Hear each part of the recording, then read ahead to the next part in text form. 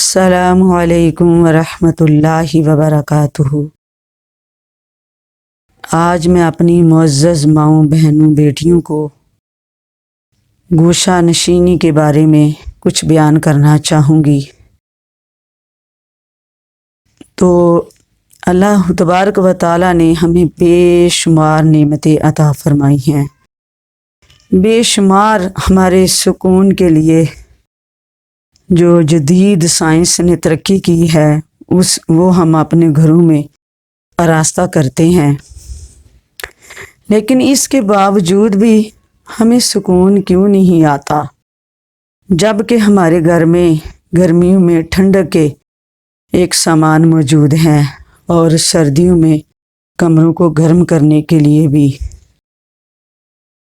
تو ہم پھر طرح طرح کی بیماریوں میں بھی مبتلا ہوئے جا رہے ہیں۔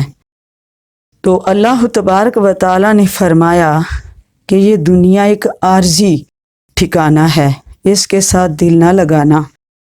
ہاں، اگر تجھے دل کے سکون کی ضرورت ہو تو پھر یہ دنیا کی آسائشیں تجھے دل کا سکون نہیں دیں گی۔ دل کا سکون ہے تو میرے ذکر میں، جس طرح کہ اللہ تبارک و تعالیٰ نے فرمایا الا بذکر اللہ تطمئن القلوب، کہ خبردار سن لو، دلوں کا سکون جو ہے وہ میرے ذکر میں ہے۔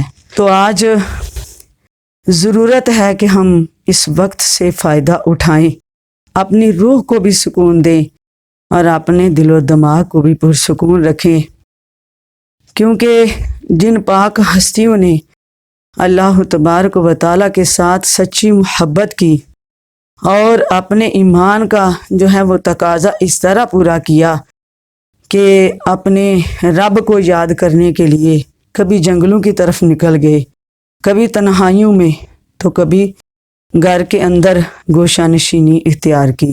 جن رکھی دل دے شیشے وچ تصویر محمد صلی اللہ علیہ وآلہ وسلم عربی دی، جو سونے محمد دی صورت تکدے نے انہاں ہور نظارہ کی کرنا۔ السلام علیکم ورحمۃ اللہ وبرکاتہ۔